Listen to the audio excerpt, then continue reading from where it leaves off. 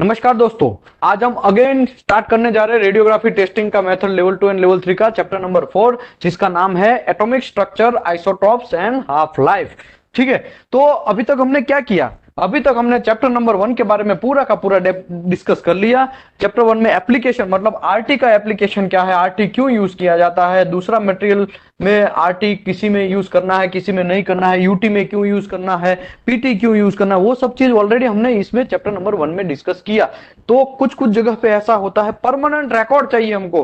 Permanent record तभी मिलेगा मेरे भाई आरटी में ही मिलता है, यूटी में आजकल परमानेंट रिकॉर्ड नहीं मिलता है। लेटेस्ट टेक्नोलॉजी आया है लेकिन फिर भी उसमें भी हम लोग इतना सक्सेसफुल नहीं गए जितना हम आरटी में सक्सेस गए हैं, जिसमें परमानेंट रिकॉर्ड हमको आरटी फिल्म मिलता है। ठीक है, और हम सालों साल तक उसको सेव करके काम कर सकते हैं। ठीक है, तो दूसरा ट्रेनिंग, हम लोगों को लेवल 1 लेवल 2 एंड लेवल 3 जो हम लोग ट्रेनिंग लेते हैं वो ट्रेनिंग क्यों लेना है, कैसे लेना है उसके बारे में, और ये सब चीज किसने बनाया, लेवल 1 किसने बनाया, लेवल 2 बनाना, लेवल 3 करना है, ये सब चीज क्या है वो भी हमने इसमें डिस्कस किया। और सर्टिफिकेट जब आपका ट्रेनिंग हो जाता है और किसका क्या रिस्पॉन्सिबिलिटी, एनडीटी लेवल 1 है, ओनली वो ओनली एंड ओनली कैलिब्रेशन कर सकता है, कोई स्पेसिफिक मेथड को परफॉर्म कर सकता है, बाकी कुछ घंटा नहीं कर सकता है। वो लेवल 2 जो है वो परफॉर्म भी कर सकता है, लेवल 1 का पूरा ड्यूटी जो है वो कर सकता है, परफॉर्म कर सकता है, कैलिब्रेशन कर सकता है, रिपोर्ट भी बना सकता है, इवेल्युएशन भी कर सकता है as per code standard and specification के हिसाब से, लेवल 2।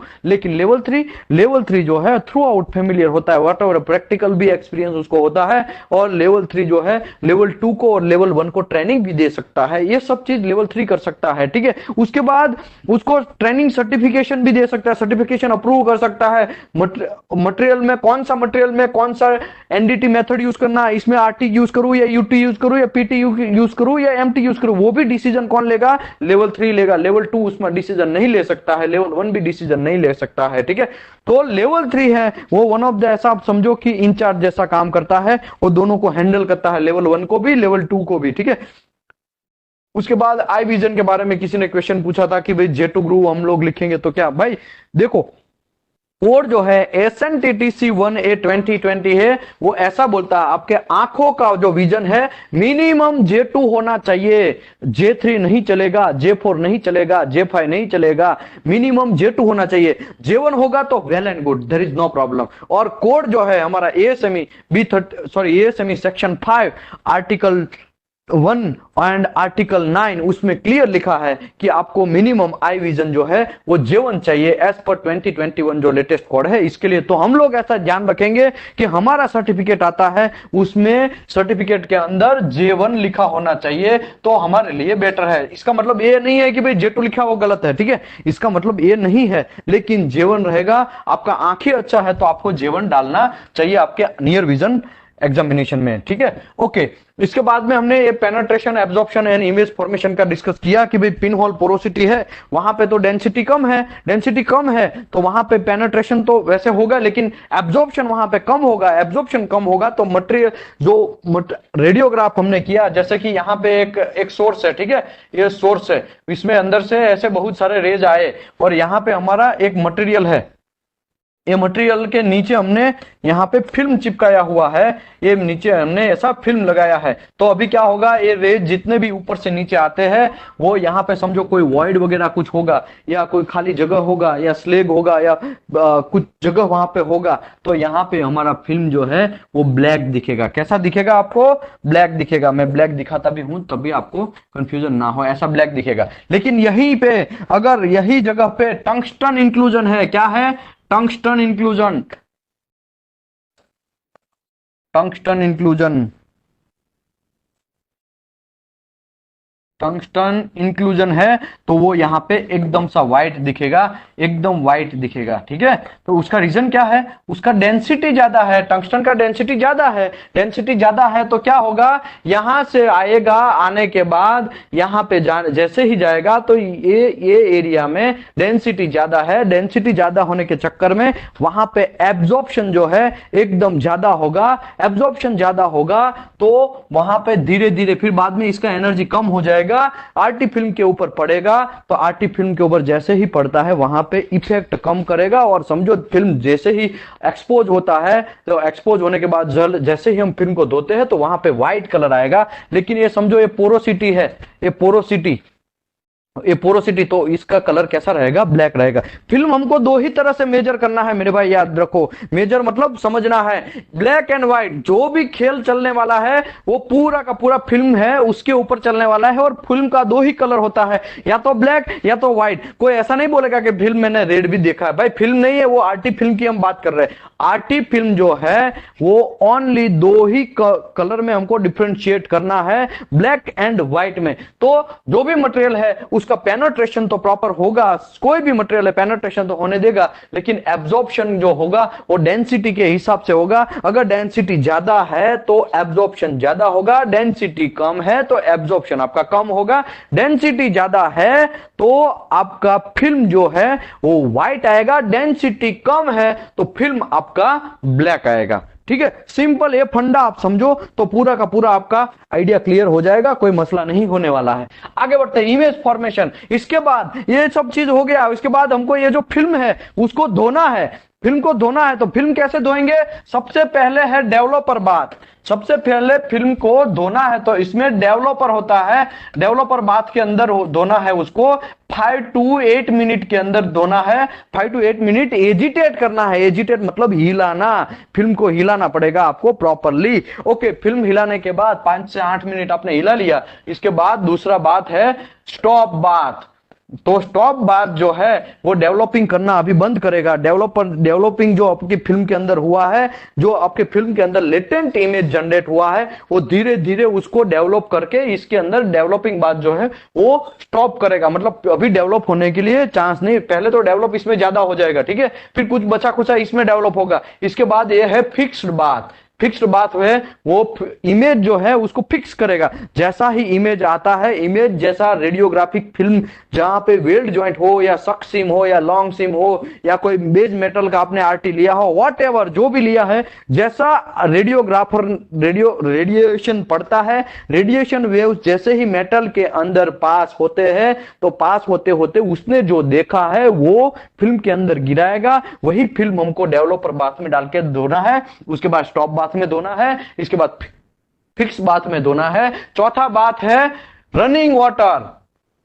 इसके बाद रनिंग वाटर आएगा, और रनिंग वाटर के अंदर, रनिंग वाटर मतलब पानी कंटिन्यूअस उसमें फ्लो होता रहेगा, दूसरा पानी आता रहेगा, पुराना पानी जाता रहेगा, ऐसा रनिंग वाटर। तो ऐसा हम हमारी लैंग्वेज में बोलूं तो यहाँ पे एक नल का रहेगा, ठीक है, नल में से पानी आता रहेगा अंदर, और यहां से किधर भी यहाँ पे सेटअप किया होगा वो नलके से पानी जाता रहेगा। तो ऐसा जो वाटर है उसमें फिर फिल्म को धोना है। उसके बाद लास्ट में आएगा ड्रायर।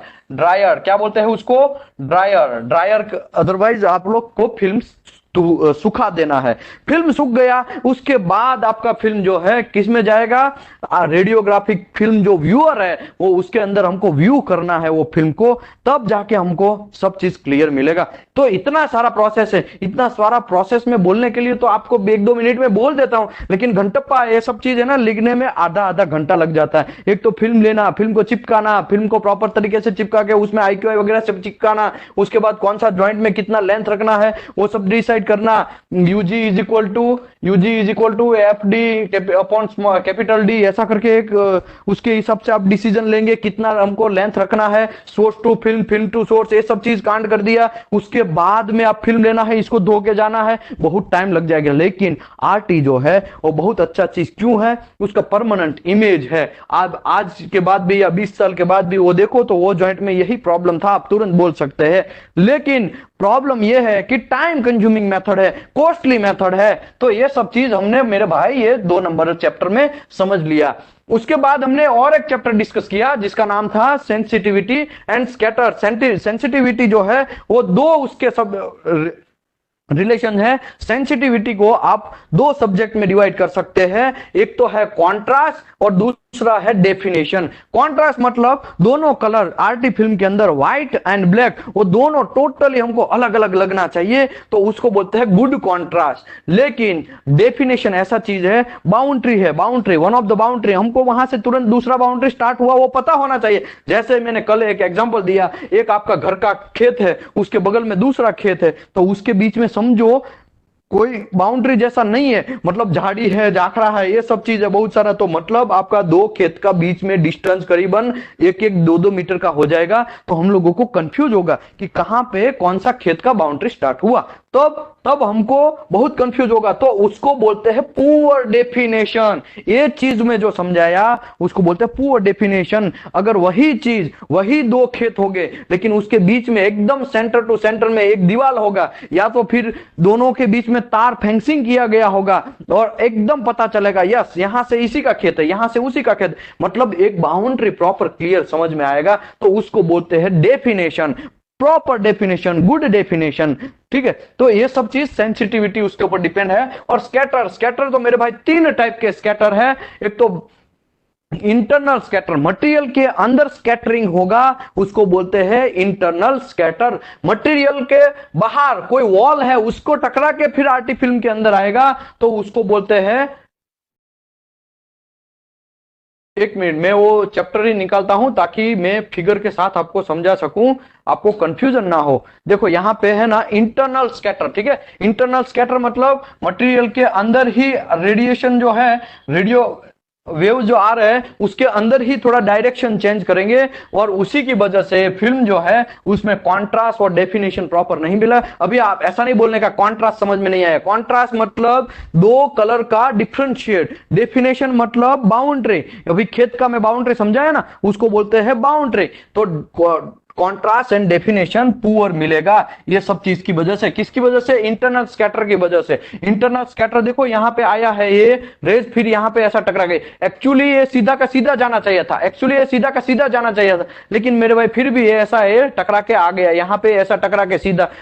उसका मतलब ये हुआ एक्सरे जो है, रे जो है मटेरियल के अंदर जाके उसका डायरेक्शन चेंज कर देगा, उसको बोलते हैं मटेरियल के अंदर स्कैटर हुआ, उसको बोलते हैं इंटरनल स्कैटर। दूसरा मेरे भाई है साइड स्कैटर। साइड स्कैटर में मतलब ये यहां पे सोर्स रखा है, ऐसे तो बहुत सारे रेज ऐसे ऐसे आएंगे, लेकिन ये जो रेज है ऐसा टकरा के फिर फिल्म के अंदर जाता है, वो काम का चीज नहीं है, वो दूसरा कोई मटेरियल के ऊपर जाके या कोई वॉलपेपर के ऊपर चिपक के फिर जा रहा है, तो वो भी हमारा काम का चीज नहीं है, तो वो भी एक स्कैटर गिना जाएगा। ये वॉल है उसके साथ ऐसा करके टकराया, टकराने के बाद ऐसा मेटल के ऊपर गया, तो ये अच्छी बात नहीं है। ठीक है, ये भी हमको हमारा फिल्म जो है उसका कॉन्ट्रास्ट एंड डेफिनेशन कचरा करेगा, बिगाड़ेगा। ठीक है, कल हमने एग्जांपल दिया ना फॉग का, तो फॉग जैसा बन जाएगा हम लोगों को। जब मैं आपको बोलता हूं दिल्ली में बहुत सारे लोग रहते हैं तो बहुत सारा दिन प्रतिदिन फॉग बनता रहता है, तो फॉग है उसमें मजा आता है रहने का,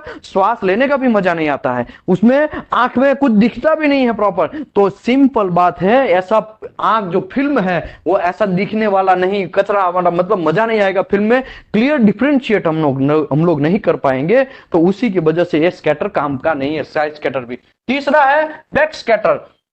यहाँ पे बैक स्कैटर भी दिखाया, ये यहाँ पे आया फिल्म को भी क्रॉस करके फिर साला रिटर्न गया, तो रिटर्न गया इसका मतलब वो भी हमको नहीं चाहिए। एक बार फिल्म से निकल गया तो खलास, वही फिल्म सीधा हमको दो डालना है, उसको दो डाल देख लेना है, ऐसा होना चाहिए। लेकिन यहाँ पे तो क्या होता है, ये यहाँ पे आया फिर यहाँ से रिटर्न गया, तो ये एक बार तो फिल्म के ऊपर पड़ा ही, उसके बाद यहाँ से टकरा के दूसरी बार फिल्म के ऊपर पड़ा, मतलब फिल्म के अंदर दो इमेज जनरेट करेगा। एक तो मेटल के अंदर से यहाँ पे पास हुआ वो एक इमेज, और दूसरा है यहाँ पे वॉल का जहां पे टकरा के वो रिटर्न गया वो इमेज। तो उसी की वजह से भी एक फॉग जैसा महसूस होगा हमको आरटी फिल्म के अंदर, और हमको देखने में मजा नहीं आएगा, और सेंसिटिविटी उसका पुअर रहेगा। तो ये सब चीज हमने ऑलरेडी कल के सेशन में भी ये सब चीज डिस्कस किया। तो आज हम नया चैप्टर स्टार्ट कर रहे हैं मेरे भाई, आप समझ लो ये चैप्टर को।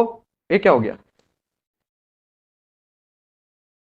ये चैप्टर का जो नाम है वो ऑलरेडी हम लोग आज देखने वाले हैं, हमारा अभी सेशन स्टार्ट हो रहा है। ठीक है, तो आप इतना याद रखो, जो भी चैप्टर हम लोग यहाँ पे करवाते हैं प्लीज आपको अगर साथ साथ में करना है तो आप कर सकते हैं, और आप डेफिनेटली अगर साथ में करेंगे आपको कोई कंफ्यूजन जनरेट नहीं होगा, क्योंकि मैं आपको आरटी फिल्म का एक्सेप्टेंस क्राइटेरिया तक लेके जाने वाला हूं। आरटी फिल्म में एक्सरे कैसे जनरेट होता है, वहां से लेके आरटी फिल्म कैसे देखना है, और कैसे ही हमको रिशूट देना है, रीटेक देना है, एक्सेप्ट करना है, वो सब चीज के बारे में मैं लेके जाने वाला हूं। लेकिन चैप्टर बाय चैप्टर, एक एक पार्ट बाय पार्ट मूवमेंट होगा, ठीक है।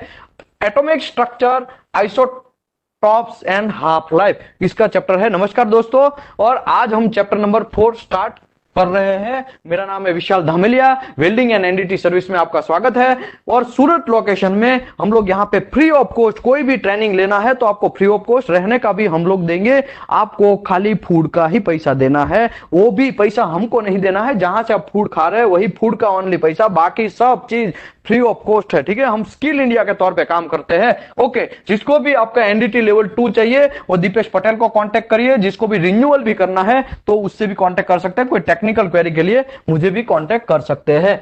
आज का चैप्टर है स्ट्रक्चर ऑफ, देखो, atomic structure and isotope half life, ठीक है। तो धीरे धीरे हम लोग आगे बढ़ते हैं। All atoms are compared of the 3 basic particles, physics 12 science physics, याद आया, इसमें ये सब चीज आता था कि भाई कोई भी एटम है वो 3 बेसिक पार्टिकल से बना हुआ होता है। पहला है प्रोटॉन, दूसरा है न्यूट्रॉन, तीसरा है इलेक्ट्रॉन, ठीक है। तो ये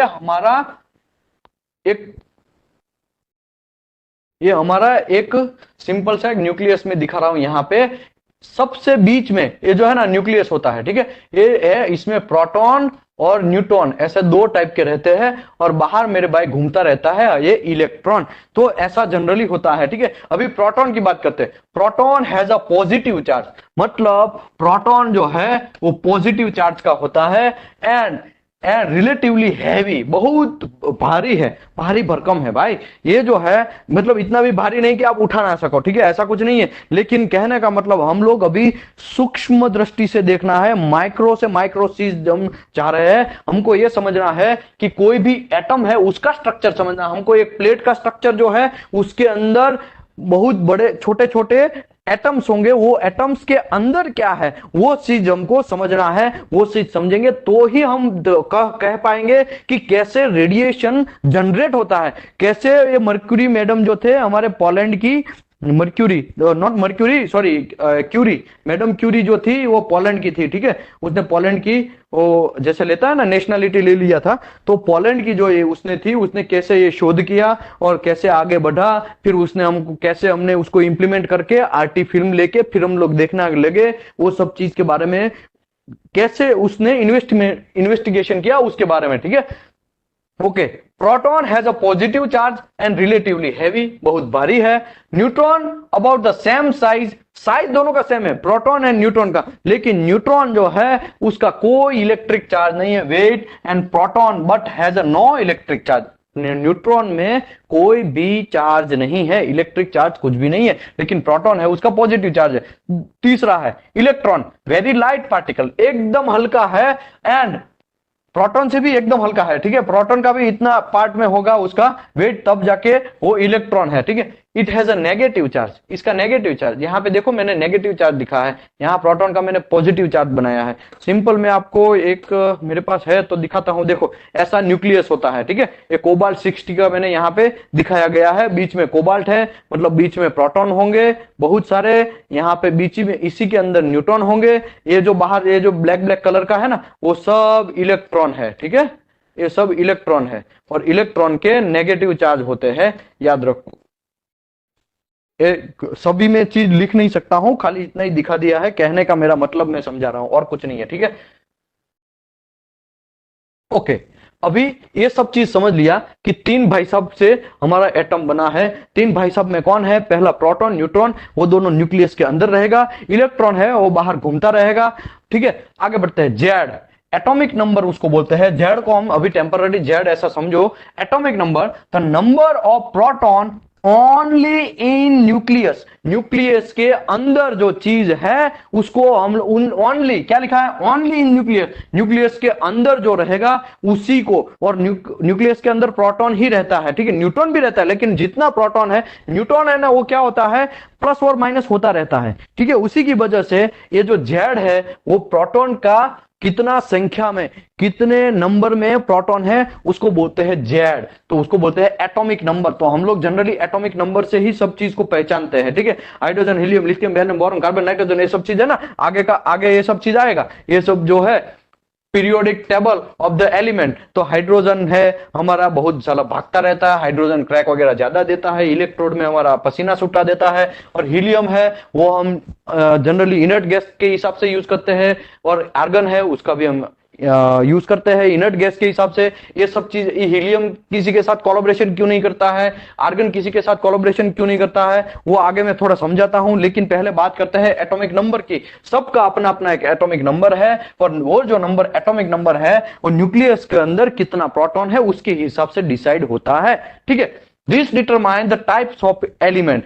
देखो ये जेड जो है एटॉमिक नंबर है, वही डिसाइड करता है कौन सा भाई साहब का नाम क्या है, ठीक है। कोबाल्ट है तो उसका नंबरिंग सिस्टम क्या है, उसका एटॉमिक नंबर क्या है, हाइड्रोजन का 1 नंबर है, इसके लिए उसको हाइड्रोजन बोला जाता है। हीलियम है वो उसका 2 नंबर है, 2 प्रोटॉन उसके सेंटर में रहता है, इसके लिए उसको 2 बोला जाता है, ठीक है। लिथियम है वो एकदम उसकी न्यूक्लियस है उसमें 3 प्रोटॉन रहेगा, और बेरिलियम है उसमें 4 प्रोटॉन रहेगा न्यूक्लियस के अंदर, बोरॉन में 5, कार्बन में 6, 7, 8, 9 ऐसा करके रहता है, और उसी के हिसाब से सबका नामकरण होता है। तो देखो ये सब चीज समझने के लिए हम लोगों को साइंस में, फिजिक्स में जाना पड़ेगा, और ये अभी टेम्पररी आप एक्सेप्ट कर लो कि ऐसा भी कुछ होता है, ठीक है, क्योंकि ये एक्सेप्ट करेंगे, साइंस यहां तक पहुंच गया है और हम लोग पकड़े हैं हाथ लेके, ठीक है। ऐसा नहीं, हमको ये सब चीज समझना पड़ेगा। एटॉमिक्स नंबर जो है प्रोटॉन के हिसाब से होता है, okay. Mass number, mass number क्या है, तो प्रोटॉन प्लस न्यूट्रॉन, न्यूट्रॉन, ठीक है, प्रोटॉन प्लस न्यूट्रॉन, वो दोनों का मिक्सअप है, दोनों का समेशन है। समझो एक सेंटर है, इसमें 10 प्रोटॉन है और 12 न्यूट्रॉन है, तो 10 plus 12, 10 plus 12 is equal to 22। तो ये जो 22 हुआ वो क्या हुआ, उसका मास नंबर हुआ, और ये 10 जो है प्रोटॉन था और ये न्यूट्रॉन 12 था, तो ये 10 जो है उसका जेड नंबर हुआ। समझे बात, ऐसा है। समझो एक न्यूक्लियस है, ये न्यूक्लियस के एकदम सेंटर में प्रोटॉन है और न्यूट्रॉन है, बाहर इलेक्ट्रॉन है, प्रोटॉन का पॉजिटिव चार्ज है। तो इसी की मैं बात करता हूं, प्रोटॉन समझो 8 है और न्यूट्रॉन समझो 12 है। तो अगर मैं जेड को बोलूं तो एटॉमिक नंबर मतलब पी, प्रोटॉन का जो नंबर है उसको एटॉमिक नंबर बोलते हैं, तो 8 नंबर पी है, तो उसको एटॉमिक नंबर 8 है उसका, और उसका मास नंबर जो बात करें तो मास नंबर होगा 8 प्लस 12 इज इक्वल टू 20। तो मास नंबर कितना हुआ, 20। मतलब क्या है, मेरा कहने का मतलब यह है मेरे भाई, नया कोई रॉकेट नहीं है। तो number of proton and neutron in the nucleus, nucleus के अंदर जितने प्रोटॉन रहेंगे, जितना न्यूट्रॉन रहेगा, दोनों का समेशन है। This identify the different atoms of the same element. ऐसा भी हो सकता है कि हाइड्रोजन है, उसका 2 हाइड्रोजन है, लेकिन दोनों का मास नंबर अलग अलग हो सकता है, लेकिन उसका एटॉमिक नंबर सेम रहेगा। देखो न्यूट्रॉन का प्रॉब्लम क्या है, न्यूट्रॉन जो है वो न्यूक्लियस के अंदर टिकता भी है, नहीं भी टिकता है, कभी कभी ज्यादा भी बन जाता है, कभी कभी कम भी बन जाता है, लेकिन प्रोटॉन है वो फिक्स रहता है। याद रखो, प्रोटॉन है, समझो हाइड्रोजन है, तो हाइड्रोजन का यहां पे एक ही रहेगा। हाइड्रोजन है उसको मैं यहां पे ऐसा ड्रॉ करूं तो एकदम सेंटर में एक ही प्रोटॉन रहेगा। शायद यहां पे 2 न्यूट्रॉन रह सकता है, 3 न्यूट्रॉन हो सकता है, 5 न्यूट्रॉन हो सकता है, लेकिन हमारा क्या है, प्रोटॉन जो है वो एक ही रहने वाला है। उसी की वजह से उसको पहला नंबर दिया गया है, ओके। ये बात है एटॉमिक नंबर की, ये एटॉमिक नंबर हो गया, ठीक है। अभी मास नंबर जो है वो न्यूट्रॉन प्लस प्रोटॉन का होता है, दोनों का समेशन होता है। आगे बढ़ते हैं अभी, खली भले ये तो आप समझ ही लिए होंगे, ज्यादा मुझे इसमें डेप्थ में पढ़ना नहीं है। बाकी फिजिक्स के अंदर आधा फिजिक्स जो है ये दोनों भाई साहब को समझाने में लग जाता है। आधा फिजिक्स 12 साइंस का आधा फिजिक्स इसी के ऊपर है, ऐसा समझो आप, ठीक है। तो ये सब समझने के लिए हमको 1 साल लग जाता है, लेकिन यहां पे 10 मिनट में मैं आपको यही बोल सकता हूं कि एटॉमिक नंबर, मास नंबर क्या है, ठीक है। आगे बढ़ते हैं, रेडियो एक्टिव मटेरियल। ओके, ये सब चीज समझ लिया। Element with the common Z number, क्या है, जेड नंबर कॉमन रहेगा, and different A number are called isotopes of the element. देखो ये तो सबको पता है कि मैं अभी समझाया कि element with common Z number, Z मतलब atomic number, atomic number same मिल सकता है आपको। सिंपल मैं आपको एक ऑक्सीजन का ही एग्जांपल देता हूं या कोबाल्ट का एग्जांपल देता हूं, चलो नहीं ऑक्सीजन का ही देते हैं। कहां गया ऑक्सीजन, ये 8 का, ठीक है, ऑक्सीजन का 8 प्रोटॉन है, क्योंकि 8 इसी की वजह से यहां पे मैं ऑक्सीजन ड्रॉ करता हूं। इसके बीच में 8 प्रोटॉन है, ठीक है, और 10 न्यूट्रॉन है, ठीक है। एक दूसरा ऑक्सीजन है, उसके बीच में 8 तो प्रोटॉन होगा ही, लेकिन 12 न्यूट्रॉन है। ये भी ऑक्सीजन है, ये भी ऑक्सीजन है, ठीक है। अभी देखो इसमें जेड नंबर दोनों का कॉमन है, इसका भी 8 प्रोटॉन है, इसका भी 8 प्रोटॉन है, मतलब एटॉमिक नंबर सेम है। तो यहां पे क्या लिखा है, element with common Z number, common हो गया दोनों का 8, but and different A number are called, मतलब इसका ए नंबर डिफरेंट है। देखो 12, इसकी मैं बात करूं तो इसका A number is equal to 12 plus 8 is equal to 20, और इसका A is equal to 8 plus 10 neutron मतलब 18। अभी देखो दोनों का ए नंबर अलग अलग हुआ, तो ये दोनों को आइसोट्रॉप्स बोला जाता है। क्या बोला जाता है, आइसोट्रॉप्स। ऐसा क्यों, क्योंकि मेरे भाई जेड नंबर तो सेम ही रहने वाला, कोई घंटा फर्क नहीं पड़ने वाला, लेकिन ए नंबर जो है उसका अलग अलग बन जाता है। एक में ए नंबर 20 है, एक में ए नंबर 18 है, दोनों है तो भाई, दोनों ब्रदर है, समझो दोनों ब्रदर है, कोई फर्क नहीं है, दोनों एकदम ब्रदर है। लेकिन फर्क इतना है कि एक के पास 20,000 रुपया है, एक के पास 18,000 रुपया है, या तो एक के पास ज्यादा पैसा है, एक के पास कम पैसा है, बस फर्क कुछ नहीं है, ठीक है। तो वो दोनों को हम लोग हमारी लैंग्वेज में बोलते हैं ब्रदर। एक ही मदर के दो ब्रदर, सॉरी एक ही मदर के दो सन, ठीक है, तो वो हो गया ऑक्सीजन, ऐसा समझो ऑक्सीजन। लेकिन दोनों का पास अलग अलग पैसा, एकदम एक एक जो ब्रदर है, एक भाई है उसके पास ज्यादा पैसा है, एक भाई के पास कम पैसा है, तो उसी की वजह से वो दोनों को हम लोग, भले ही उसके पास पैसा अलग अलग है लेकिन है दोनों ब्रदर, तो इसकी लैंग्वेज में, साइंस की लैंग्वेज में उसको बोलते हैं आइसोट्रॉप्स। ब्रदर नहीं बोलना है उसको, आइसोट्रॉप्स बोलना है, ठीक है। सिंपल बात भाई, समझ में आया कि उठा ऊपर से गया, समझ में आया तो यार चैट बॉक्स में हिला करो थोड़ा, क्योंकि मुझे कंफ्यूजन होगा कि आप लोग समझ रहे हैं या मैं ही खाली ऊपर बड़बड़ कर रहा हूं। समझे आप, देखो सिंपल बात है, इतना समझो आप कि कोई भी एलिमेंट के अंदर जेड नंबर सेम होगा, एक ही मदर होगा, तो दोनों भाई जो है अलग अलग पैसा होगा, लेकिन दोनों को भाई ही बोलते हैं। तो वो हम लोग हमारी लैंग्वेज में ब्रदर बोलते हैं, लेकिन इन लोग क्या बोलते हैं, आइसोटॉप्स। दोनों भाई है लेकिन उसको बोलते हैं आइसोटॉप, हम ब्रदर बोलते हैं, वो लोग आइसोटॉप्स बोलते हैं, ठीक है। सिंपल बात, नया कोई रॉकेट नहीं। आगे बढ़ते हैं। ये सब चीज मैं लगा मारी इसके लिए कर रहा हूं कि मुझे आपको एक्सरे के पास लेके जाना है, एक्सरे कैसे जाना है वहां पे लेके जाने वाला हूं इसके लिए। ओके, अभी आते हैं हम लोग आर्टिफिशियल आइसोट्रॉप्स। अभी देखो आइसोट्रॉप्स में भी बहुत सारे टाइप हैं। एक भाई जो है वो स्टेबल हो गया है, उसके पास घर है, बीबी है, गाड़ी है, बंगला है, सब चीज है, ठीक है। लेकिन एक भाई जो है उसके पास ना तो घर है, एक खाली बीबी है, बाकी घर भी नहीं है। ऐसा भी हो सकता है कि एक भाई के पास बीबी भी ना हो और कुछ भी ना हो, ऐसे घूमता रहता हो, ठीक है। तो जो जिसके पास गाड़ी, बंगला, बीबी सब चीज है, उसको बोलते हैं स्टेबल ब्रदर, स्टेबल आइसोटॉप्स। जिसके पास वो बहुत पुअर आदमी है लेकिन वो पैसे की खोज में रहता है, दिन दहाड़े मेहनत करता है और किधर ना किधर वो पैसा कमाने का ट्राई करता है और कमाता ही है, उसको बोलते हैं अनस्टेबल। वो अभी स्टेबल नहीं हुआ भाई, उसका अभी ना तो बीबी है, ना बच्चा है, ना घर है, वो अनस्टेबल बोलते हैं उसको। क्या बोलते हैं, अनस्टेबल। और जिसके पास गाड़ी, बंगला सब चीज है, उसको बोलते हैं स्टेबल आइसोटॉप्स। आइसोटॉप्स मतलब हमारी लैंग्वेज में ब्रदर बोलते हैं, लेकिन इसकी लैंग्वेज में आइसोटॉप्स, ठीक है। अभी आगे बढ़ते हैं। अभी artificial isotopes. Artificial isotopes are created by bombarding and element with excess of neutron. अभी क्या करना है, आर्टिफिशियल आइसोटॉप्स में क्या करना है हमको, बाहर से कोई भी एक ब्रदर है उसको बाहर से हमको पैसा देना है, समझो।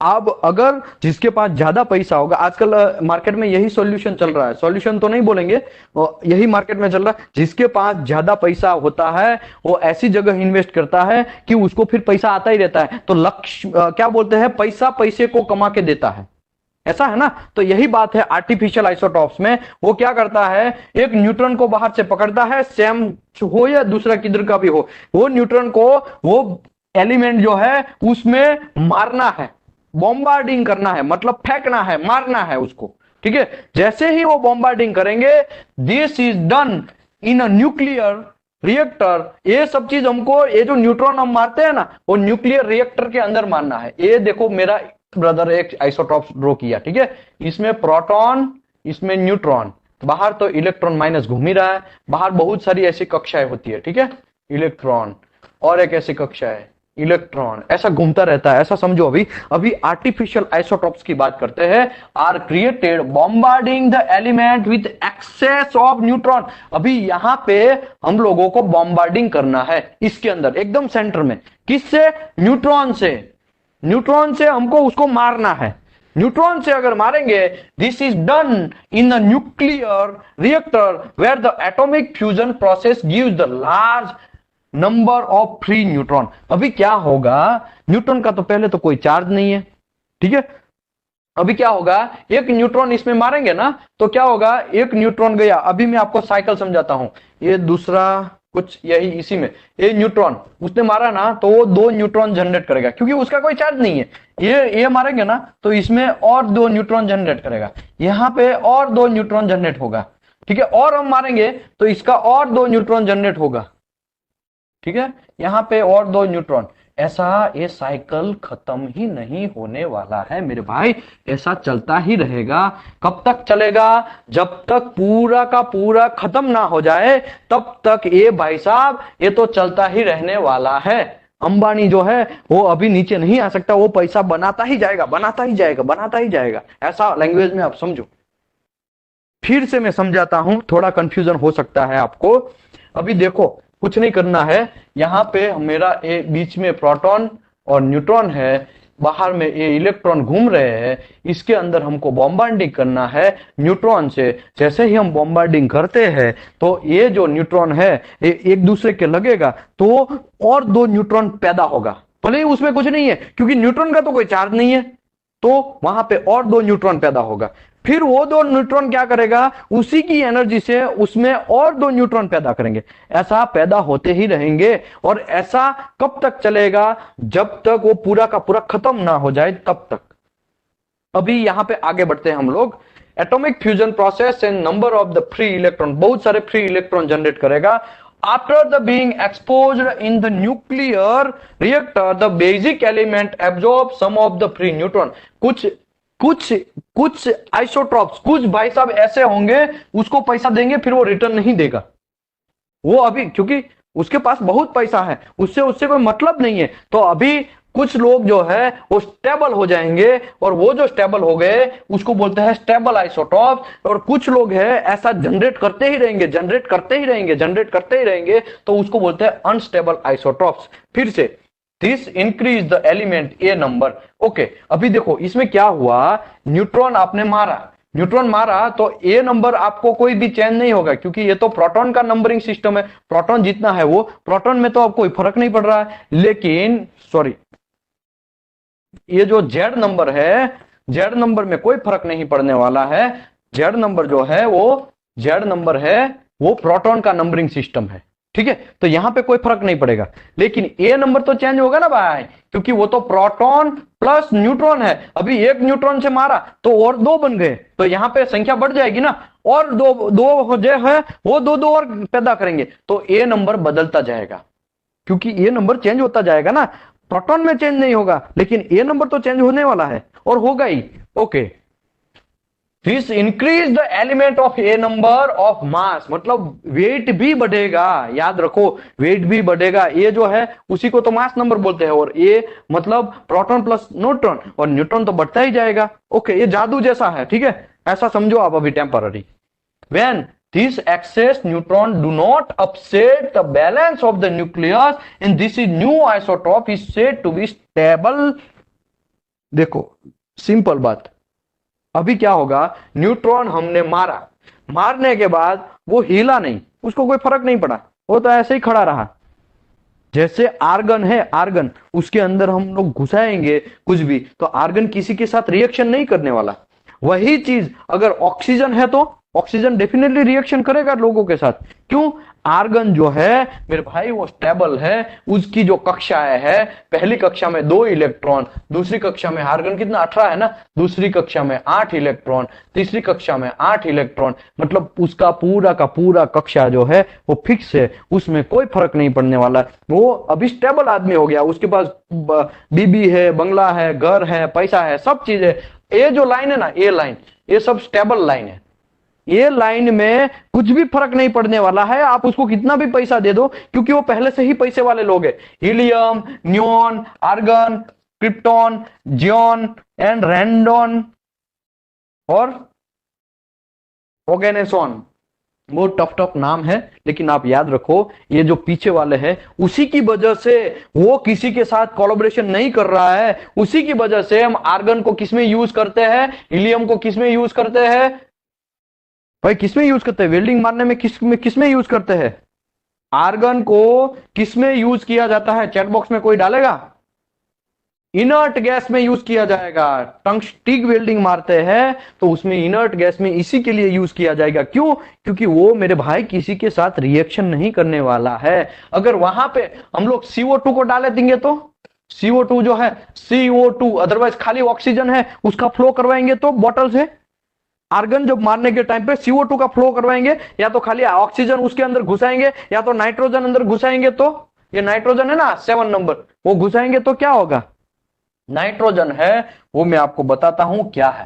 एक तो एकदम बीच में नाइट्रोजन है तो इसमें P नंबर 7 होगा, ठीक है। ये उसकी पहली कक्षा, पहली कक्षा में ये पहली कक्षा, उसमें 2 इलेक्ट्रॉन गए तो बचे 5, 5 6 7 हो गया, वही 5 है। उसको स्थायी होने के लिए 3 इलेक्ट्रॉन बाहर से चाहिए। वो अभी पैसा वाला नहीं है, उसके पास बीबी शायद नहीं है, या तो उसके पास शायद घर नहीं है, वो स्टेबल नहीं है अभी, इसके लिए किसी के साथ वो 3 इलेक्ट्रॉन का मारामारी करेगा।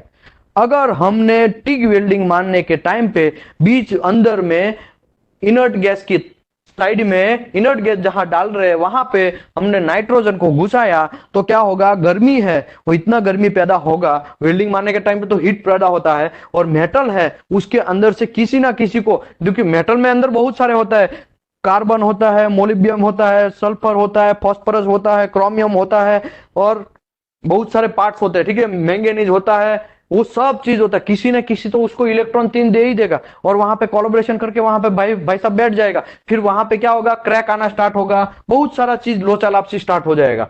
तो इसी के लिए हम लोग इसको भी नहीं यूज करते, इसको भी नहीं यूज करते, CO2 दोनों मिक्सर को भी नहीं यूज करते। इसी की वजह से हम हीलियम यूज करते हैं, आर्गन यूज करते हैं इनर्ट गैस में।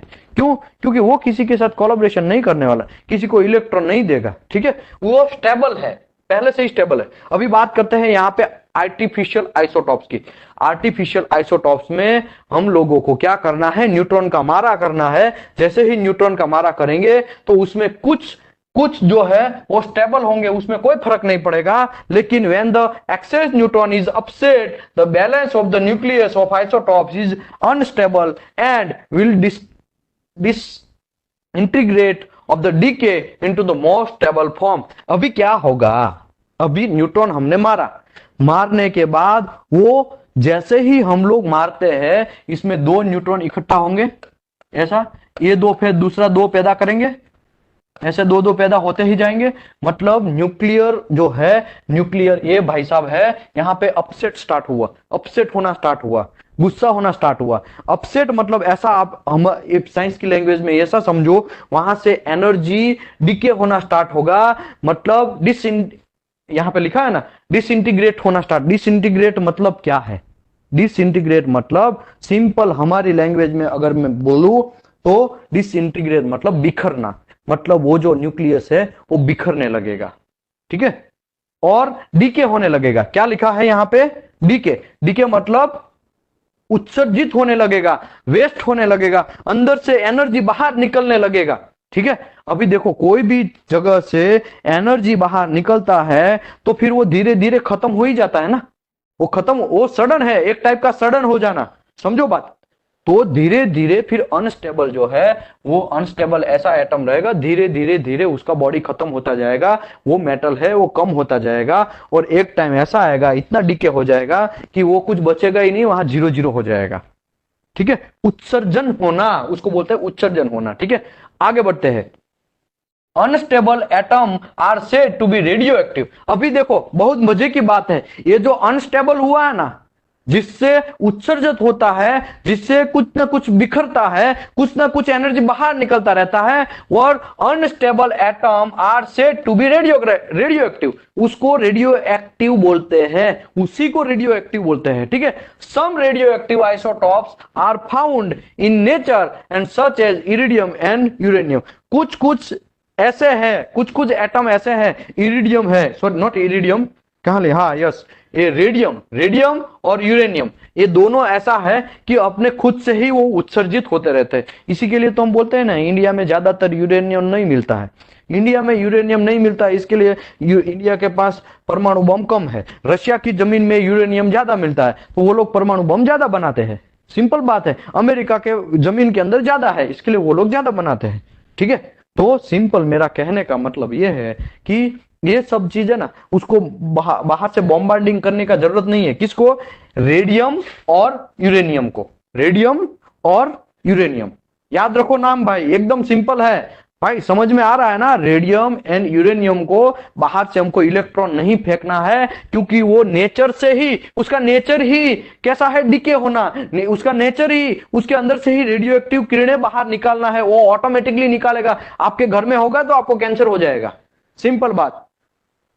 अभी दूसरी बात, हम लोग कभी कभी ऐसा बोलते हैं ना, जमीन के अंदर निकल, साला दिखता तो नहीं है हमको, तो घंटा दिखेगा, वो तो हमको मैंने पहले दूसरे चैप्टर में समझाया कि हम लोग उसको सेंस नहीं कर सकते, रेडिएशन को हम लोग उसको देख नहीं सकते हैं, हम उसको सुन नहीं सकते हैं, हम उसको स्पर्श नहीं कर सकते हैं, हम लोग उसको स्मेल नहीं कर सकते हैं, उसको हम कुछ कर नहीं सकते। ठीक है, इसी की वजह से तो क्या क्या होता है, कभी कभी खाने में भी रेडिएशन हो जाता है, खाने में भी रेडियो एक्टिव चला जाता है। अरे क्यों नहीं, कुछ लोग बोलेंगे उठा क्या बना रहे, खाने में कभी जाता है? यस डेफिनेटली, खाने में भी कभी कभी चला जाता है। लोगों को ऐसा लगे, देखो ये यूरेनियम और रेडियम कहां मिलता है? जमीन में से। तो ये जो सब्जी वगैरह सब बनती है, ठीक है, सब्जी तो वो रिफाइन होता है, लेकिन कभी कभी मिट्टी में भी कुछ पार्ट होंगे और वो पार्ट हमारे बॉडी में जाएंगे, लेकिन वो पार्ट हमको इतना इफेक्ट नहीं करते हैं, इतना खाने में नहीं आता है, याद रखो। ठीक है, तो वो जो आगे आएगा चैप्टर नंबर 10, 12, 9, 10, 11, उसमें मैं समझाने वाला हूं, लेकिन टेम्पररी आप इतना बात समझो, खाने में हम लोगों को ऐसा नहीं है कि कंपनी के अंदर रेडिएशन हो रहा है वही सोर्स को हम खा लो, ऐसा नहीं करना है। ठीक है, ऐसा मैं नहीं बोल रहा हूं, मेरा ऐसा कहना है कि आपको सेफ्टी ध्यान रखना पड़ेगा। रेडियम और यूरेनियम वो सेल्फ उत्सर्जित होते हैं, उसको बाहर से न्यूट्रॉन मारने का जरूरत नहीं है, वो पहले से ही अनस्टेबल है, और उसकी वजह से ही उसी में से बहुत सारा एनर्जी प्रोड्यूस होता रहता है और महंगा भी है। ओके, अभी यहां पे पीरियोडिक टेबल मैंने बताया है, hydrogen, helium, lithium, barium, boron, carbon, nitrogen, oxygen, ये सब चीज है, वो हमारा उसका सेटअप है, ये प्रोटॉन के हिसाब से। और नीचे जो यहां पे लिखा है ना, देखो बीच में है उसका नाम है, ठीक है, ये मैंगनीज है। ठीक है, इसके नीचे सबसे नीचे जो है वो ए नंबर है, सबसे ऊपर है वो जेड नंबर है, जेड इज इक्वल टू 25। अगर मैं आपको कोबाल्ट 60 की मैं बात करूं तो हम लोग कोबाल्ट 60 क्यों बोलते हैं? तो यहां पे ए कोबाल्ट है, देखो ये ए नंबर, उस सॉरी जेड नंबर जो है उसका 27 है, लेकिन ए नंबर है अप्रोक्सीमेट 60 है, इसके लिए कोबाल्ट 60 बोलते हैं, ऐसे ही हम लोग नहीं बोलते। इरिडियम 192 है, वो यहाँ पे 77 में बैठा है, तो जेड इज इक्वल टू उसका 77 है, और ए इज इक्वल टू हमारा ये 192 है, इसके लिए तो हम उसको 192 बोलते हैं। ठीक है, यहाँ पे यूरेनियम भी है, ये सब देख लो। तो सिंपल बात ऐसा है कि रेडियो एक्टिव तत्व जो है वो हम लोगों को उसी का काम है, और उसी को यूज करके हमको रेडियोग्राफी लेना है। ठीक है, इसी के लिए ये बात हम लोग समझ रहे हैं। भाई समझ में आ रहा है ना? अभी मैं स्पीड पकड़ रहा हूं भाई आगे। ओके, भाई चैट बॉक्स में डाला करो यार, मेरे को भी कुछ आइडिया है कि भाई आप लोगों को समझ में आ रहा है। ओके, अभी बात करते हैं चलो ये सब चीज समझ में आया कि भाई रेडियो एक्टिव क्या है, मतलब रेडिएशन जो है वो कैसे पैदा होता है। समझो इरिडियम है और यूरेनियम है, वो तो नेचुरल है, लेकिन कोबाल्ट 60 है, उसको तुम बाहर से इलेक्ट्रॉन मारना है तब जाके वो उत्सर्जित होगा, तब जाके हम लोगों को वो रेडिएशन आरटी फिल्म के अंदर लेना है, तब जाके हम लोग आरटी फिल्म धो के देख सकते हैं। लेकिन एक कोबाल्ट को हमको पहले तो हिलाना होगा, ठीक है, हिलाना मतलब अनस्टेबल करना होगा, बाहर से हमको न्यूट्रॉन फेंकना होगा, ठीक है। वो सब चीज कौन देता है? इंडिया में हमारा है बीआरसी देता है, ठीक है। इंडिया में जो लोग बीआरसी लेवल 2 है उसी को कैमरा का परमिशन होता है, और वही लोग जनरली आजकल रेडियो ये जो सोर्स है उसको घुमा पाते हैं, और सोर्स को घुमाने के बाद वही उसी के ऊपर जनरली कुछ लोग ऐसा भी करते हैं मार्केट में आजकल कि सोर्स ले लेते हैं फिर रेंट पे दे देते हैं, ऐसा भी करते हैं, ठीक है। आगे बढ़ते हैं। Isotopes commonly used in radiography, ये तो भाई अभी तो हमने समझाया है सब। वही आइसोटॉप जो है स्टेबल अनस्टेबल, स्टेबल का कुछ काम नहीं है और अनस्टेबल है, वो आइसोटॉप जो है उसको हम रेडियोग्राफी में यूज करते हैं। Such as iridium 192, cobalt 60 are artificial. Artificial मतलब हम लोग उसको करते हैं न्यूट्रॉन मार के, ठीक है, इरिडियम 192 को और कोबाल्ट 60 को। Okay, when unstable isotopes decay और distinguishing teeny particles and travel at the high speed or emit and or energy in form of the wave and give off। मतलब क्या है भाई, हम लोग जब अनस्टेबल जो हमारा आइसोटॉप से अनस्टेबल आइसोटॉप से उसके अंदर हम न्यूट्रॉन मारेंगे तो वो अनस्टेबल होगा। अनस्टेबल होने के बाद रेडियो एक्टिव डीके होना स्टार्ट होगा, डीके मतलब उत्सर्जित होना स्टार्ट होगा, और वो जो उत्सर्जित होता है उसी का हमको यूज कर लेना है हमारा आरटी फिल्म के अंदर डिसकंटिन्यूटी चेक करने के लिए मेटल के अंदर, ठीक है। ओके, डिस्टिंग्विशन, डिसइंटीग्रेटिंग, ठीक है, डिसइंटीग्रेटिंग मतलब उत्सर्जित होना, बिखरना, ठीक है, सिंपल बात। आगे बढ़ते हैं। अभी देखो एक्सरे जो है वो जब जैसे ही बिखरता है, ऐसा जो आइसोटॉप्स है अनस्टेबल आइसोटॉप्स है वो बिखरता है, तो मेरे भाई उसमें से खाली एक्सरे ही नहीं निकलता है, उसमें निकलता है अल्फा पार्टिकल्स, उसमें निकलता है बीटा पार्टिकल्स, उसमें निकलता है न्यूट्रॉन पार्टिकल्स, और उसमें निकलता है गामा रेस, ठीक है। इतने सारे पार्टिकल्स निकलते हैं और एक एक पार्टिकल को हम समझते हैं कि बाहर जो आया, हमने न्यूट्रॉन मारा तो बाहर जो क्या है, बाहर क्या निकला उसके बारे में। तो अल्फा पार्टिकल्स का पहले बात करते हैं। लार्ज रेडिएशन पार्टिकल, बहुत सारा रेडिएशन पार्टिकल है, वो बहुत रेडिएशन, उसमें क्या है, 2 प्रोटॉन एंड 2 न्यूट्रॉन है, उसको अलग कर देता है। And slow and heavy, slow and heavy, slow मतलब ये स्लो है, मतलब उसका स्पीड स्लो है, बट हैवी है, बहुत भारी भरकम है। भारी भरकम क्यों है? एक तो 2 प्रोटॉन है, 2 न्यूट्रॉन का बना हुआ है, ठीक है, इसके लिए वो स्लो है, ठीक है, और हैवी है। हैवी और स्लो इसके लिए है, एक तो वेट ज्यादा है, वेट ज्यादा है तो वो फ्लो होना कम होगा, मतलब उत्सर्जन उसका जो है दूर तक नहीं जा पाएगा, ठीक है। आगे बढ़ते हैं।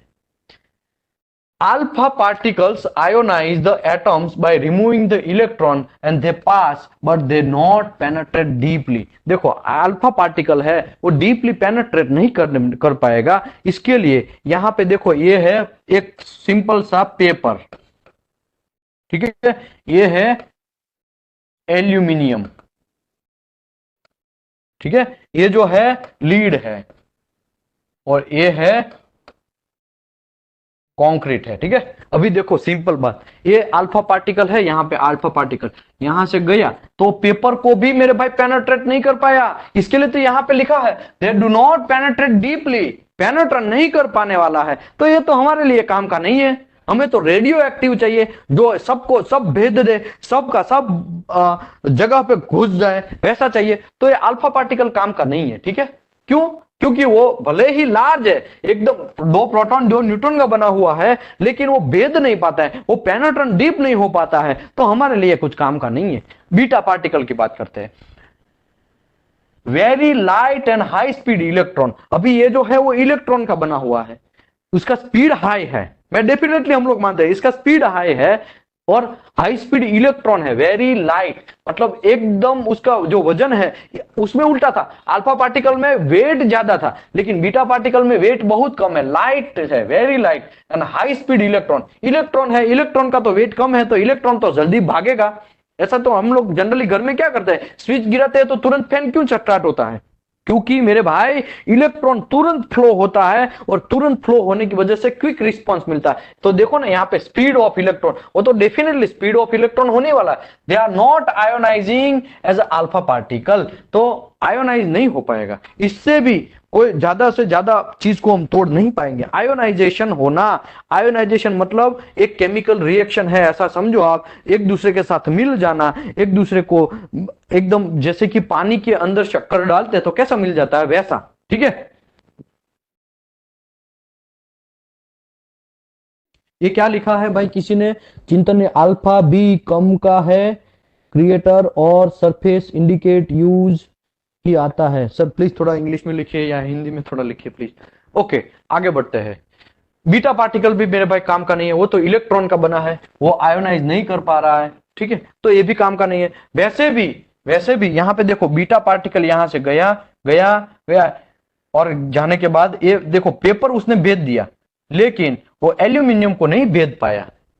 सिंपल बात है, सबको साथ में एक ही साथ में रखा है, एक को पेपर रखा है, एक एल्यूमिनियम रखा है, एक लीड रखा है, एक कंक्रीट रखा है। ठीक है, सबका सेम थिकनेस रखा है। अगर मैं आपको यह बोलूं कि अल्फा पार्टिकल कुछ काम का नहीं है, क्योंकि वो ज्यादा से ज्यादा पेनेट्रेट नहीं हो पाएगा, और उसका वेट भी ज्यादा है और हैवी भी है, लेकिन बीटा पार्टिकल हैवी नहीं है, लेकिन वो इलेक्ट्रॉन से बना हुआ है, तो वो भी ज्यादातर भेद नहीं पाएगा। और एक गामा की बात करते हैं अभी।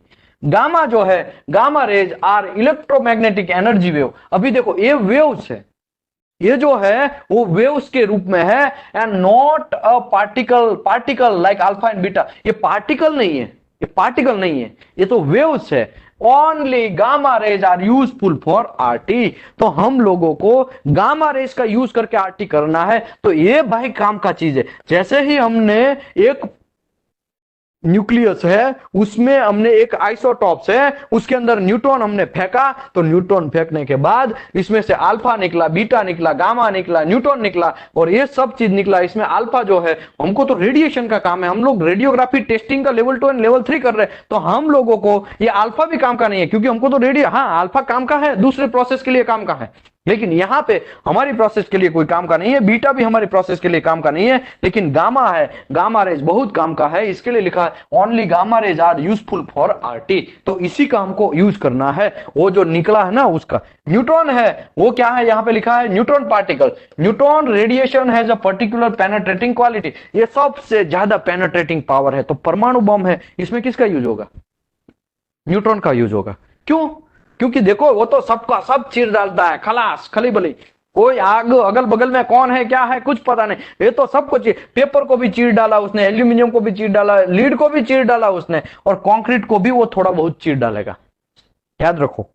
इसके लिए ओके, आगे बढ़ते हैं। हमारे लिए तो एक काम का नहीं है ये भी, क्योंकि हमें तो रेडिएशन चाहिए। Okay, neutron radiation have a particular penetrating quality, it is penetrate many heavy element with easily and absorb the readily by many lighter element। और दूसरा अगल बगल का लाइटर एलिमेंट है उसको भी एब्जॉर्ब करता जाएगा, और पर्टिकुलरली हाइड्रोजन को भी वो घुसा देगा। और this quality just reverse of X-ray and gamma rays. Gamma rays और एक्सरे से इसका एकदम उलट क्वालिटी है उसका।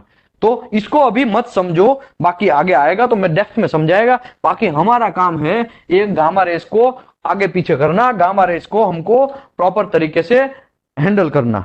ठीक है, आगे बढ़ते हैं। Measurement of radio activity.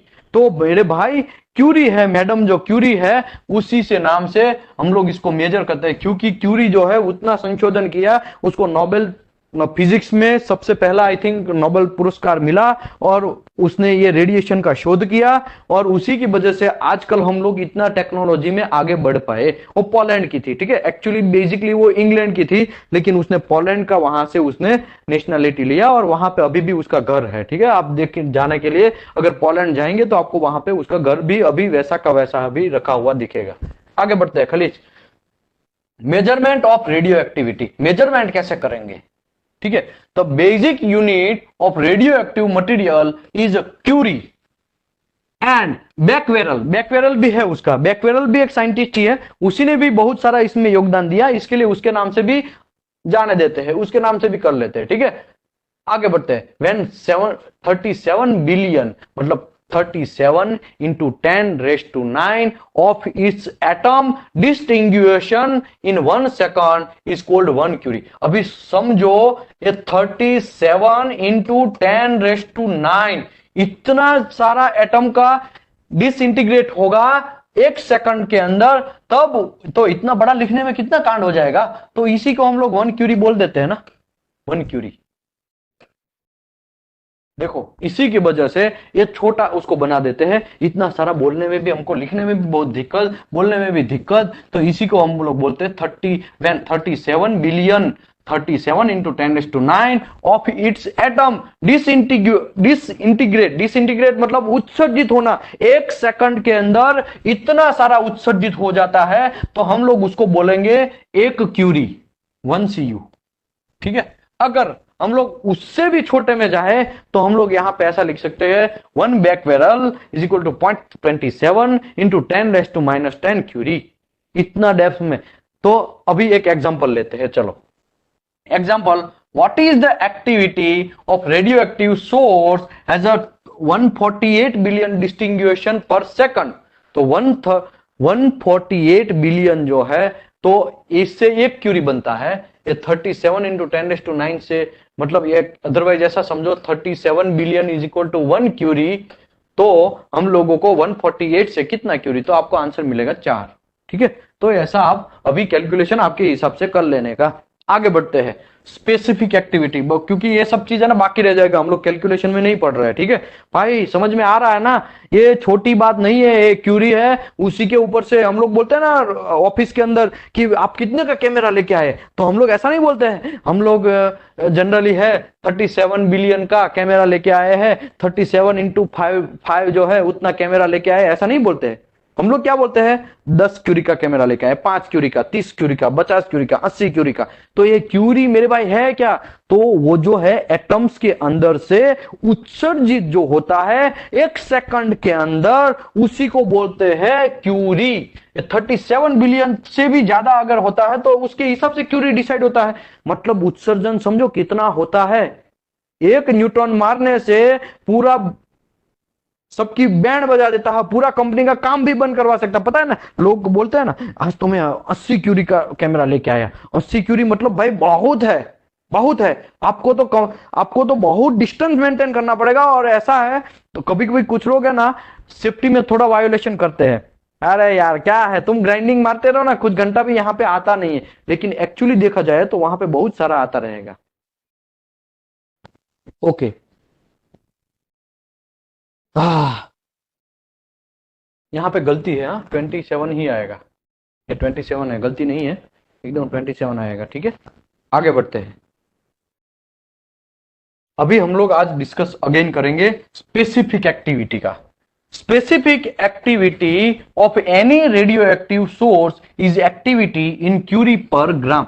Specific activity, अभी मेरे को ये बोलो, ये हमको समझ में आया कि भाई जो क्यूरी है वो 37 बिलियन जितना वो प्रोड्यूस होगा 1 सेकंड के अंदर, तब उसको हम लोग 1 क्यूरी बोलेंगे, उतना उत्सर्जित होता है। तब हम लोगों को स्पेसिफिक एक्टिविटी को डिफाइन करना बहुत जरूरी है। Specific activity of any radioactive source is the activity is curie per gram. अगर हम पर ग्राम कितना उत्सर्जित हो जाता है वो फाइंड कर ले तो मजा आ जाएगा ना। तो इसी की वजह से if the 4 gram of cobalt 60 has activity 100 curie, अगर 100 क्यूरी 4 ग्राम के अंदर है तो 1 ग्राम कितना उत्सर्जित करता है, 100 डिवाइड बाय 4, तो उसका मतलब है 25 क्यूरी। वो 1 ग्राम से 25 क्यूरी जितना उत्सर्जन करता है मेरे भाई, 25 क्यूरी जितना। ठीक है, आगे बढ़ते हैं। यहां पे एक एग्जांपल दिया है, what is the specific activity of the following 3 gram of the isotope is activity 2000 curie. तो 2000 डिवाइड बाय 3 करो तो आपको मिलेगा 6.66666 ऐसा मिलेगा। आप कैलकुलेटर करना है तो कर लो। तो इतना Curie per gram specific activity हुआ। तो देखो भाई पहले तो कितना उत्सर्जन होता है, न्यूट्रॉन मारा, न्यूट्रॉन मारने के बाद बहुत सारा उत्सर्जन हुआ, 37 इंटू 10⁹ जितना उत्सर्जन हुआ, तो उसको हमको 1 क्यूरी बोलना है। और ऐसे उत्सर्जन जो है वो हम पर ग्राम में मेजर कर ले तो उसको बोलते हैं क्यूरी पर ग्राम। तो 1 ग्राम अगर आपके पास मटेरियल है, 1 ग्राम है आपके पास कोबाल्ट 60, तो वो कितना उत्सर्जन करता है वो आपको पता चल जाएगा। तो इसी के हिसाब से कैलकुलेट होता है। यहां पे लिखा है 3 ग्राम ऑफ आइसोट्रॉप, आपके पास 3 ग्राम का वेट वाला है, तो विथ एक्टिविटी उसका 2000 क्यूरी है। अगर वो 2000 क्यूरी का है तो पर ग्राम आपको कितना क्यूरी मिलेगा, और 2000 डिवाइड बाय 3 करेंगे तो आपको मिल जाएगा। ओके, अभी खली बली हमें उसमें पढ़ना नहीं है ज्यादातर, हम लोग आगे बढ़ते हैं हाफ लाइफ के ऊपर। ठीक है, हाफ लाइफ, थोड़ा मैं पानी पी लेता हूं भाई। अभी देखो बस ये लास्ट ही टॉपिक बचा है, ठीक है, ये पेज के बाद खत्म, नया कुछ नहीं है, डोंट वरी।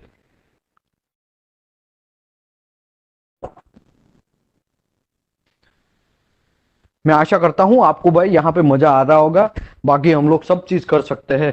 ओके, हम लोग में इसका करेक्शन करेगा।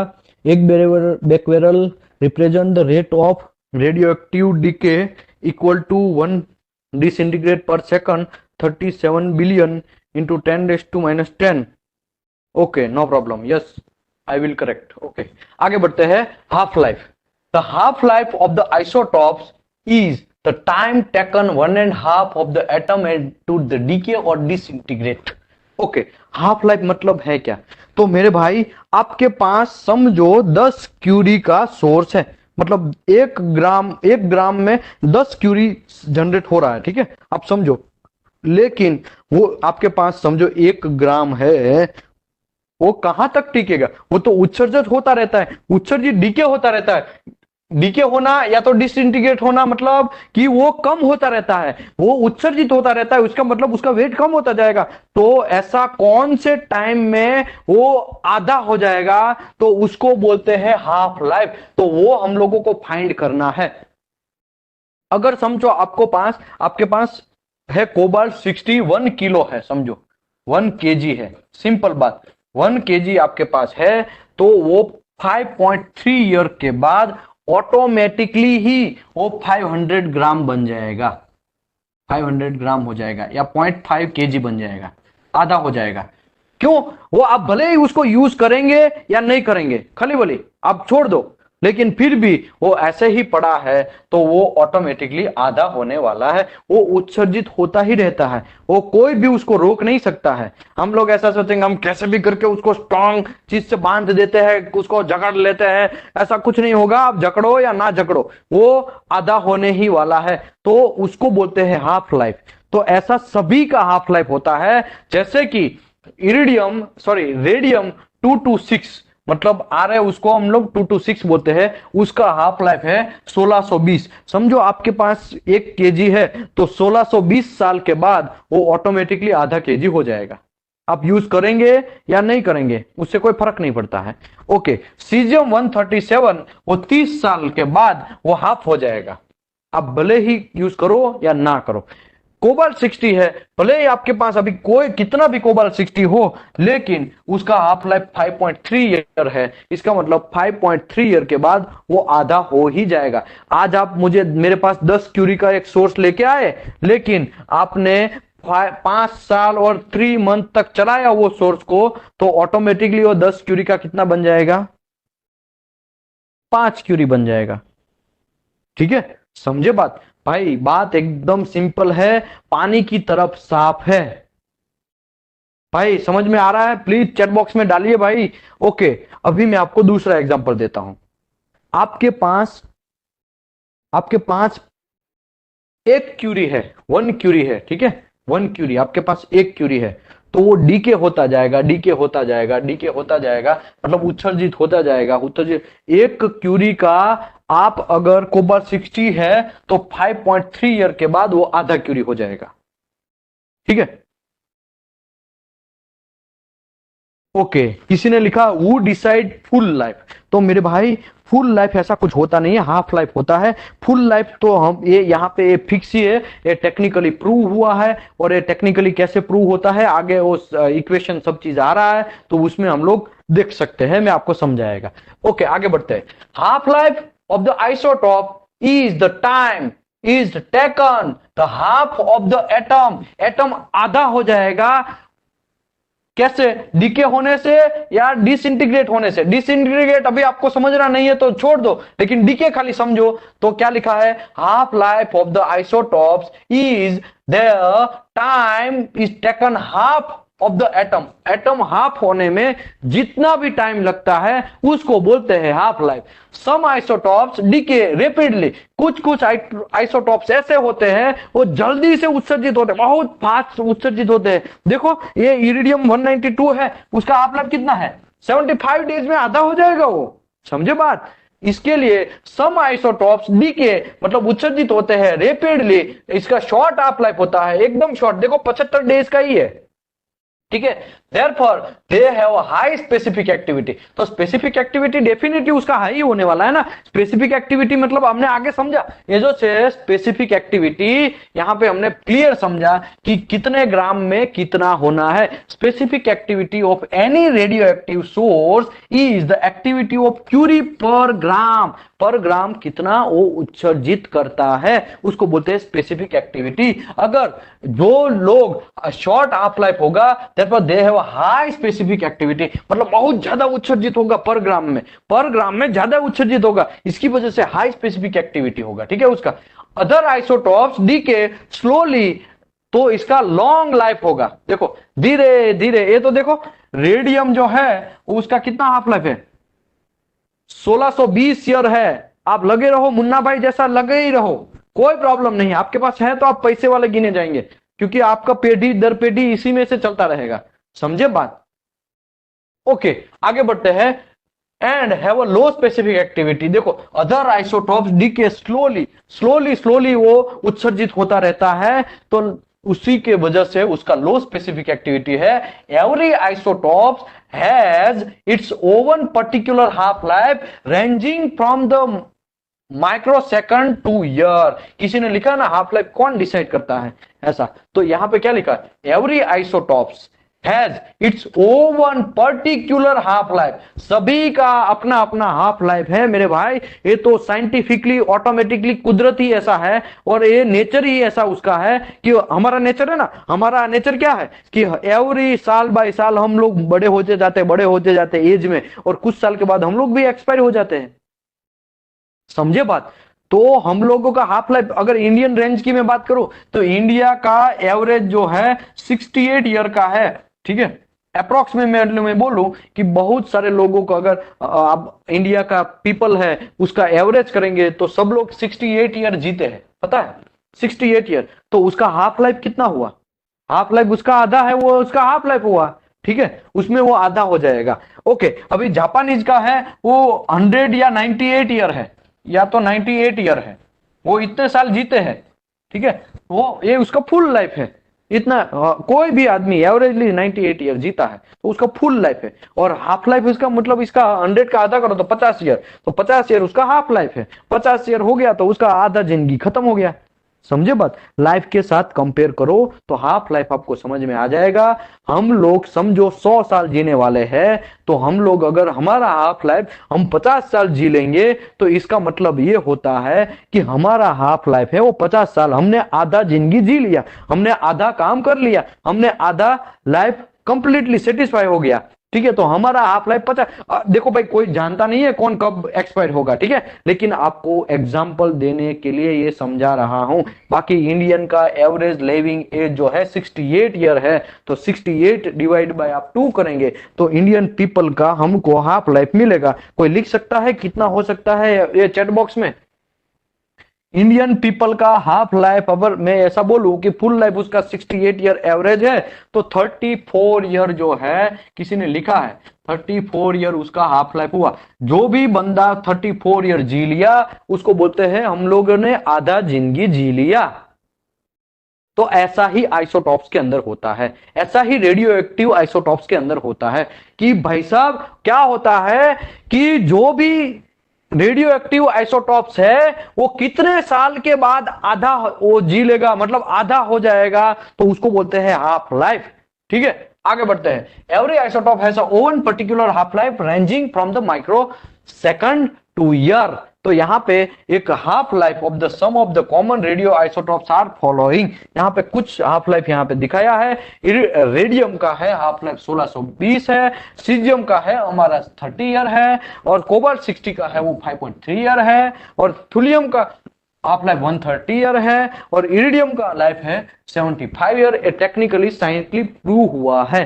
तो ऐसा हम लोग नहीं बोल सकते हैं कि यार ये कौन डिसाइड, ये तो भाई ऑलरेडी डिसाइड ही होके आता है। सिंपल बात।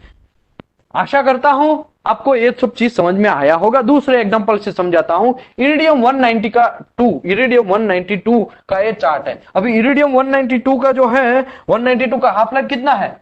75 डेज। क्लियर बात है ना, यहाँ पे 75 डेज है उसका हाफ लाइफ। तो अभी मैं आपको एक एग्जांपल देता हूं। उसका हाफ लाइफ है, हाफ लाइफ 75 डेज का है। ठीक है, तो यहां पे एक क्यूरी है, एक क्यूरी है। ठीक है, यहां पे डेज है। अभी मेरे पास 50 क्यूरी आज है, समझो आज मेरे पास 50 क्यूरी है।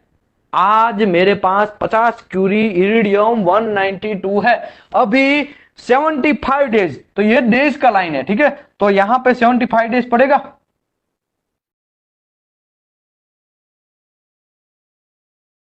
यहां पे 75 डेज पड़ेगा। ये 75 डेज होगा, ये 75 डेज। तो उस टाइम पे हाफ लाइफ कितना हो गया उसका? 25 साल। देखो 50 साल था पहले, पहले 50 साल था उसका, लेकिन 75 दिन के बाद वो ऑटोमेटिकली 25 हो गया। अभी देखो 75 और कम करो, क्योंकि यहां पे अभी क्या है, अभी मेरे पास कितना क्यूरी है? 25 क्यूरी। पहले 50 क्यूरी था, 75 दिन के बाद हमने चेक किया तो 25 क्यूरी हो गया। और 75 देर उसमें कम करो, और 75 डेज इसमें कम करेंगे तो 75 तो 150, तो यहां पे होगा, यहां पे। तो अगर यहां पे हम लोग मेजर करेंगे तो यहां पे अप्रोक्सीमेटली 25 डिवाइड बाई 2, मतलब 12 दूने 24 और 25 12.5। तो यहां पे शायद आपको 12.5 मिल जाएगा। समझे बात? तो अभी कितना क्यूरी बचा मेरे पास? और 75, मतलब 150 दिन के बाद मेरे पास बचा 12.5 क्यूरी। वो है ही पहले से बड़ा। ठीक है, 12.5 क्यूरी।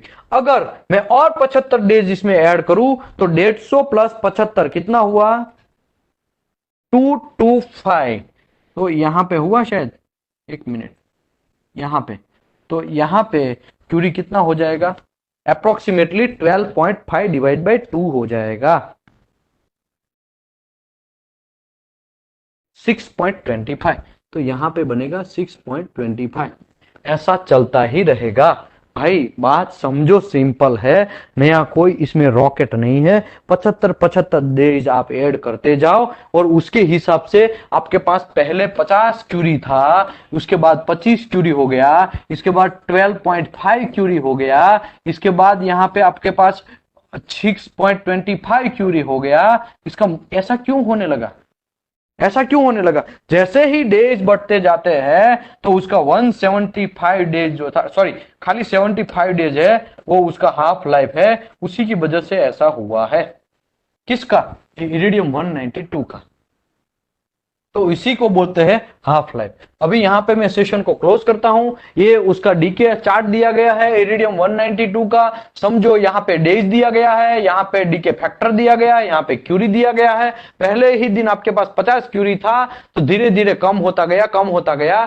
तो कितना क्यूरी फिर बचता है, वो सब चीज यहां से लेके फिर यहां से लेके यहां से ऐसा करके एक चार्ट बनाया गया है। नया कोई रॉकेट साइंस नहीं है, फंडा समझो, बात क्लियर। ये चार्ट भी आपको देखने का जरूरत नहीं है। ओके, ये है कोबाल्ट 60 का, वो था इरिडियम 192 का, ये है कोबाल्ट 60 का चार्ट। ठीक है, ओके। अभी यहां पे एक सूत्र लिखाया गया है आई टी, मतलब टी जो है radioactive in curie after given duration is equal to I0 divide by 2 into upper में days divide by half life, ऐसा सूत्र है। तो आप इसके हिसाब से कैलकुलेट करेंगे तो वो ही वही सेम होगा। नया कोई रॉकेट नहीं है। यहाँ पे मैं चैप्टर को क्लोज करता हूं।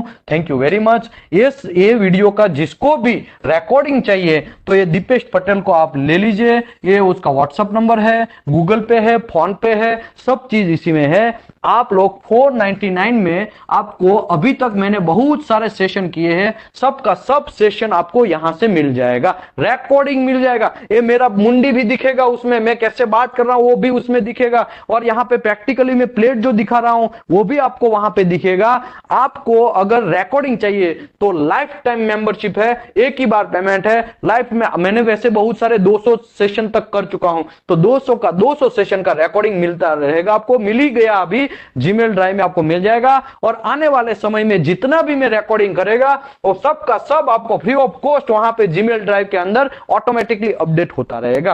तो आपको अगर लाइफ टाइम मेंबरशिप लेना है, life time membership one time payment है, लाइफ टाइम मेंबरशिप, ठीक है, लेना है तो आप ले सकता है। अब अभी मैं थोड़ा ओपन करता हूं, और जिसको भी कोई डाउट है वो पूछ सकता है, और डाउट हम लोग अभी सॉल्व करेंगे। और आशा करता हूं आपको बहुत सारा चीज समझ में आया होगा, और आपने भी आपका वैल्यूएबल टाइम दिया।